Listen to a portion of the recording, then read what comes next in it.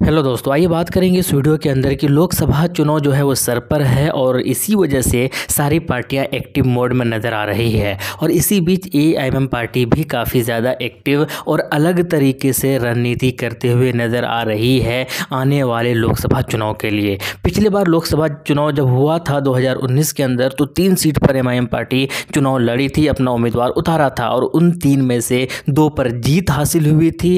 एक तेलंगाना के हैदराबाद के अंदर, जहाँ से खुद बैरिस्टर असदुद्दीन ओवैसी जीत कर जो है एक तरीके से इतिहास रचते हुए वो सांसद पहुंचे थे। दूसरा औरंगाबाद से इम्तियाज़ जलील साहब पहली बार जो है एएमएम के पार्टी की तरफ से औरंगाबाद के अंदर जो है उस सीट पर जो है जीत हासिल करके वो भी सांसद पहुंचे थे। और तीसरा जो उम्मीदवार थे वो किशनगंज से अख्तर उल ईमान साहब, हालांकि जीत नहीं पाए थे, तीसरे नंबर पर रहे थे, तीसरे पायदान पर रहे थे और लगभग 3 लाख वोट हासिल भी किए थे। इससे ये भी पता चल रहा था कि 2019 के बाद जब भी लोकसभा चुनाव होगा, यानी 2024 के अंदर जब लोकसभा चुनाव होगा, तो अख्तर उल ईमान साहब की जीत एक तरीके से यकीनी मानी जाएगी, क्योंकि इतने अच्छे खासे वोट लेकर आए थे और सबको उन्होंने प्रभावित भी किया था। इस वीडियो में हम बात करेंगे दोस्तों कि इस बार लोकसभा चुनाव में कुछ अलग कैसे करने जा रही है एमआईएम पार्टी और कैसे करेगी और कितनी सीटों पर अपना उम्मीदवार उतारेगी। पिछली बार 3 सीटों पर अपना उम्मीदवार उतारा था, लेकिन इस बार जो है अलग अलग राज्यों पर अलग अलग फोकस किया। वो उन सारी चीज़ों को मैं आपके सामने लाने की कोशिश कर रहा हूं और साथ के साथ मैं बताऊंगा कि क्या किन पार्टियों के साथ गठबंधन हो सकता है, अगर होगा और होगा या नहीं होगा, उसके बारे में भी हम लोग बातें करेंगे आखिर के अंदर। सबसे पहले हम बात करते हैं वो राज्य जहां से एएमएम पार्टी लोकसभा चुनाव में अपना उम्मीदवार उतार सकती है। सबसे पहले बात करते हैं हम यूपी की। यूपी के अंदर 2022 जब विधानसभा चुनाव हुआ था, 90+ सीटों पर एएमएम पार्टी अपना उम्मीदवार उतारी थी। हालांकि गठबंधन के अंदर थी एमआईएम पार्टी और वो जो गठबंधन था वो सारे ही उत्तर प्रदेश की सीटों पर अपना उम्मीदवार उतारी थी। हालांकि उन 90+ सीटों में से एएमएम पार्टी को एक भी सीट पर जो है कामयाबी नहीं मिली थी विधानसभा चुनाव के अंदर 2022 की बात करें तो। लेकिन उत्तर प्रदेश की 58 सीट ऐसी थी जहां पर एएमएम पार्टी जो है वो कांग्रेस से ज़्यादा वोट लाए थे। तो इससे एक चीज़ तो तय ये मानी जा रही है, भले ही उत्तर प्रदेश के अंदर खाता ना खुला हो एमआईएम पार्टी की विधानसभा चुनाव के अंदर, लेकिन उनका जो ग्राफ है, उनका जो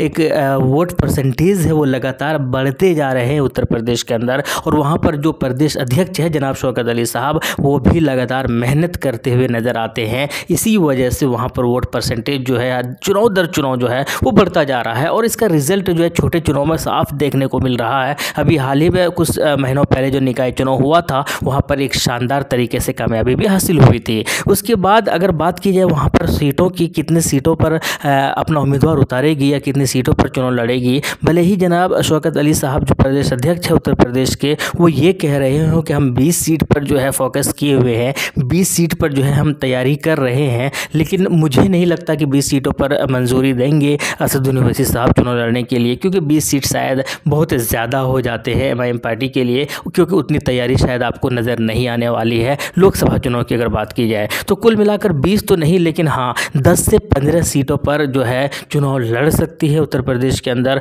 और इस चीज़ की घोषणा जो है लगातार करते हुए भी आ रहे हैं उस पार्टी के जो भी मेंबर या जो भी नेतागण है। तो कुल मिलाकर उत्तर प्रदेश के अंदर एक अच्छा खासा प्रभाव छेड़ सकते हैं और छोड़ भी सकते हैं एमआईएम पार्टी की अगर बात की जाए। और बातें ये भी आ रही थी कि बीएसपी के साथ गठबंधन भी हो सकती है। हालांकि अभी तक ऑफिशियली कोई भी जो है इस तरीके का न्यूज़ आया नहीं है। तो अब गठबंधन होता है अगर बीएसपी के साथ, तो एक बहुत बड़ी कामयाबी मिल सकती है उत्तर प्रदेश के अंदर अगर गठबंधन के साथ चुनाव लड़े तो। इसके बाद अगर हम आते हैं महाराष्ट्र की, महाराष्ट्र के अंदर जो है फिलहाल एक सांसद है एमआईएम पार्टी का, जो खुद औरंगाबाद से इम्तियाज़ जलील साहब है। और इम्तियाज़ जलील साहब पिछली बार जो है जीत कर और इस बार काम करके ये दिखा दिया कि एएमएम पार्टी सिर्फ नाम के लिए नहीं बल्कि कामों के लिए ही जानी जाती है। और ख़ुद वहाँ के जो लोग हैं, वहाँ के जो आवाम है, वहाँ के जो गरीब तबके के लोग हैं, वहाँ के जो बूढ़े और जवान तबके के लोग हैं, सबके दिलों में इम्तियाज़ जलील साहब राज भी कर रहे हैं।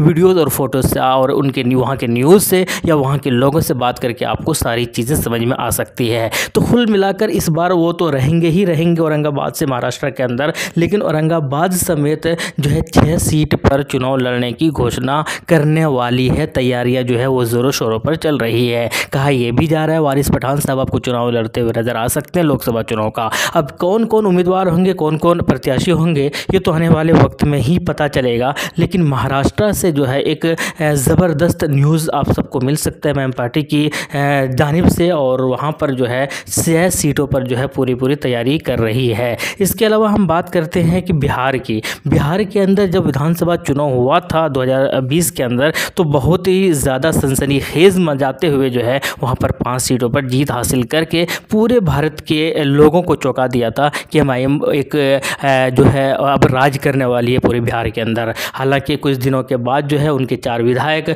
दूसरी पार्टी में जाकर शामिल हो गए, लेकिन इस बार की अगर बात की जाए तो भले ही एक विधायक जो कि खुद वहाँ के प्रदेश अध्यक्ष अख्तरुल इमान साहब वो है अभी फ़िलहाल, लेकिन उनके हिसाब से जो है वहाँ पर कई सारी सीटों पर चुनाव लड़ने वाले हैं लोकसभा चुनाव के अंदर। अगर बात की जाए तो 8 सीटों के बारे में कहा जा रहा है, और 8 सीटों पर जो है बिहार के अंदर आपको चुनाव जो है उम्मीदवार जो है उतारते हुए नज़र आएंगे। हालांकि 6 सीटों के बारे में ज़्यादा फोकस किया जा रहा है, वो 6 में से किशनगंज है जहाँ से खुद अख्तरुल इमान जो है चुनाव लड़ेंगे, अररिया है, पूर्णिया लोकसभा सीट है, कटिहार लोकसभा सीट है, दरभंगा लोकसभा सीट है और मधुबनी लोकसभा सीट है। ये जो 6 लोकसभा सीट है यहाँ पर मुस्लिम परसेंटेज बहुत अच्छे खासे हैं, ज़बरदस्त है, और इसी वजह से जो है बिहार के अंदर इन 6 लोकसभा सीटों पर ज़्यादा फोकस बनाकर रखे हुए हैं। अब कौन कौन उम्मीदवार होंगे ये तो आने वाले वक्त में पता चलेगा, लेकिन अभी फ़िलहाल एक उम्मीदवार का घोषणा हो चुका है बिहार के अंदर,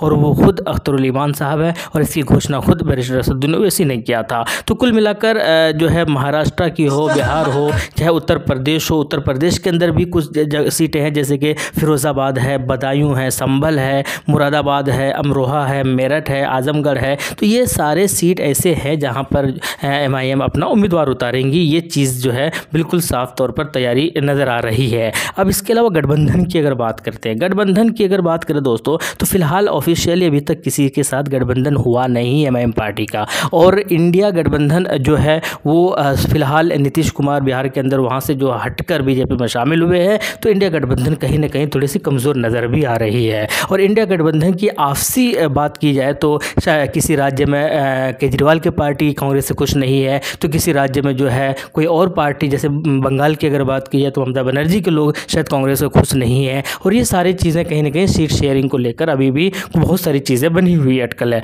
इसके अलावा वो पार्टियाँ जो कि गठबंधन कर सकती है, या वो पार्टियाँ जो किसी के साथ गठबंधन नहीं हुई है, उनमें से जो बड़ी पार्टी उनमें से YSRCP है, 19 MP इनके पास, BJD है 12 MP है, BSP मायावती की पार्टी है 8 MP है, BRS है जो तेलंगाना की पार्टी है 7 MP है, TDP है, AMIM है, SAD है, AIUDF है और SAD है इंडिपेंडेंट। इस तरह के बहुत सारे जो पार्टियां हैं जो फिलहाल अभी किसी के साथ गठबंधन हुआ नहीं है, वो सही मौके का तलाश कर रही है। तो अब ये देखना है कि इनमें से किसके साथ गठबंधन करते हैं एमआईएम पार्टी। हालांकि एमआईएम पार्टी ने जो है कई सारी पार्टी के साथ अप्रोच भी किया हुआ है, कहा यह भी जा रहा है कि मायावती के साथ कॉन्टैक्ट में है, टच में है, वहाँ से भी बड़ा न्यूज़ निकल कर आ सकता है। कहा यह भी जा रहा है कि तेलंगाना के अंदर एक बड़ी न्यूज़ निकल कर आ सकती है गठबंधन को लेकर। इसी तरीके से एक दो जगह पर, और बिहार की अगर बात की जाए तो वहाँ पर भी कुछ छोटी पार्टी है जिसके बाद टच में है। तो कुल मिलाकर अभी फ़िलहाल फाइनली कोई जो है घोषणा या अनाउंसमेंट हुआ नहीं है,